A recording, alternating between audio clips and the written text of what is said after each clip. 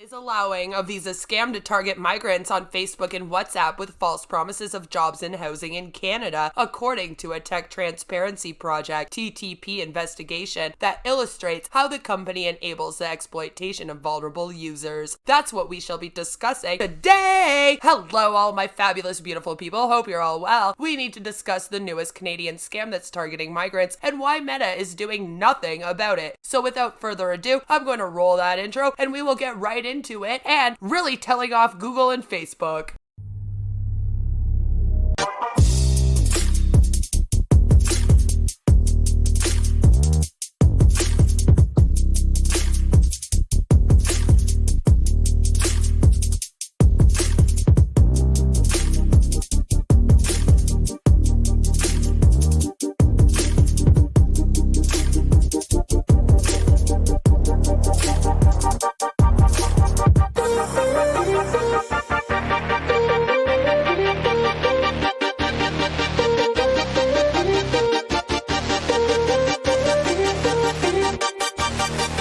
Most of us are constantly on our phones, on social media. We have all Googled some info, like why do I have this headache that just won't go away, and then we discover we actually have a brain tumor that's about to turn into an aneurysm any moment because bugs are eating our brains? Yeah, don't Google health ailments. Most of us are Facebook users. Well, most of you anyway. I refuse to use that app much, but anyway. What happens when Google and Facebook, though, aren't protecting us because the big tech giant Meta doesn't care about migrants being scammed here in Canada? Posts from Facebook accounts claiming to belong to immigration lawyers are spreading in multiple Facebook and WhatsApp groups for migrants, offering free travel to Canada along with employment services and accommodation in our country. But they drive migrants to websites that simply harvest their personal data. The websites tell users that they must invite their friends via WhatsApp before they can access the visa program, turning them into unwitting spreaders of the scam. The sites, however, never produce the promised visa information or any legitimate information about Canadian immigration, which I strongly recommend you get from the Canada government websites instead of anywhere else.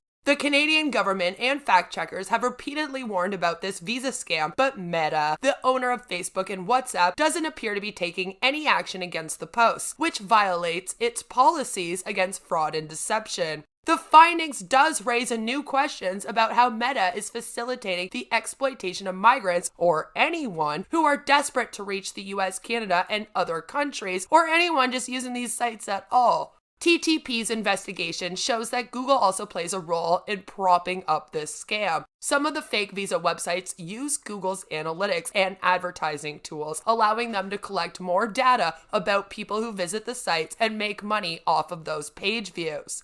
Google allows this even after blocking phishing sites run by the exact same individuals behind this visa scam. TTP identified dozens of nearly identical Facebook and WhatsApp posts advertising the fake visa program in groups for migrants from Central America, South America, and Africa. The posts state that Canada is recruiting more than 450,000 migrant workers and promise financial travel, free housing, immediate work permits, and legal assistance from the Canadian government for all migrants over the age of 16. And the fact that they are preying on people between the ages of 16 and 18 makes me sick.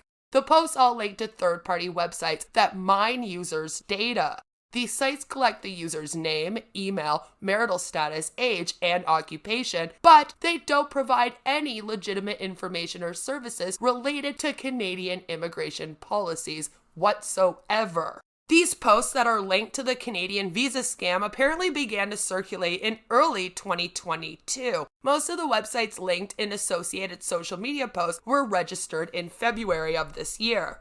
Almost immediately after these posts started appearing online, fact-checkers flagged the job ads as false. The Canadian government also issued warnings about the posts on Facebook, stating that the claims are false and could be designed to fraud migrants. Some early versions of the scam post used the link shortening service TinyURL to direct users to the fake visa application website. By February 25th, TinyURL had terminated the link, citing its policy barring the use of its service for spam, fraud, or money-making scams. But Meta, which boasts a 40,000 person safety and security team, has failed to take decisive action against the scam ads, which continue to flood migrant-focused groups on its platforms. The posts violate Facebook's community standards around spam, which prohibit content that contains a link that promises one type of content but delivers something substantially different. They also violate the Facebook policy prohibiting fraud and deception, specifically grant and benefit scams. WhatsApp also bars users from publishing falsehoods, misrepresentations, or misleading statements. All of the Canadian visa scam websites analyzed by TTP prompt users to send spam messages. Once users enter their personal information, the sites prompt them to send a copy of the scam message to their friends or WhatsApp groups before they can proceed with a web form that promises to lead to visa information. While the language of these prompts can vary across sites, every site requires users to send the same message to at least 15 people before they can access the promised visa information. No Canadian government website is going to ask you to spam people in order to get visa information. One such site says, in Spanish, your Canada visa form will be available as soon as you click the Invite Friends or Group button below to share this information with 15 friends or 5 groups on WhatsApp. If you do not complete this step correctly, the visa form page will not load. That button launches WhatsApp and preloads a message that is identical to the post advertising the fake visa program that TTP observed on Facebook. The technology uses a WhatsApp developer tool called a custom URL scheme to seamlessly open WhatsApp and pre-fill the spam message. In this way, the tool turns unsuspecting victims seeking employment and travel assistance into spammers, ensuring that the false narrative about Canadian work visas continue to spread. Sending the required WhatsApp messages allows the user to click the visa form button, but the button does not lead users to a government website or form. Instead, it redirects to another page on the scam site, which contains no useful information about the real migration programs, which I, again, highly recommend you find information about that on the Canada government website only. We need to talk about Janellis Osorio, or Osorio Rosados, or Janellis Rosados, whatever her name is, because many of the posts promoting the Canadian visa scam originated from an account with these names. In the months since the scam began, the account has changed its name from Janellis Osoria to Osoria Rosados and then to Janellis Rosados. As you can see, they have many different posts that they have been doing in relation to this scam, and as of right now, the account remains active on Facebook, where it has posted almost exclusively about the Canadian visa scam for the past several months. The account prompts users who respond to posts about work in Canada to direct message them privately for more information, like an MLM Hun bot. Facebook appears to have taken no action against the account despite its repeated violations of platform policies. It's unclear if this is even a real person, although the Facebook account does use images of US passports and implies that Osoria has expertise in US immigration law. Commercial databases have zero record of a person by that name in the United States. Another fake immigration law firm, Visa Immigration Service, has published several posts that are nearly identical to the Canadian visa scam, but they promote jobs and social services in the USA. Like the Canadian visa scams, the ads promise access to hundreds of thousands of jobs, in this case 670,000 jobs to be exact, travel costs, and visa assistance. The Visa Immigration Service post uses Facebook's Messenger for Business tool, which launches a pre-filled direct message to the fake law firm with the click of a button. Users who click on the button will send Visa Immigration Service a message that says, "I want to talk to an advisor." Facebook says that pages that use this feature must register their apps and undergo a so-called business verification, which is supposed to be a process designed to help the platform confirm that business accounts represent a legal entity. So now we're all sitting here wondering how the hell a fake legal services firm spreading blatant misinformation misinformation appears to have passed this so-called verification process, and we all have some questions about Meta's vetting process going forward. A Massachusetts woman named Brenda Polino Valdez appears to have registered at least 2 websites containing the fake Canadian visa application alongside additional scam websites, right? Attempting to trick applicants seeking government benefits in Mexico and the USA. The sites all appear to use a German web hosting provider named Contabo.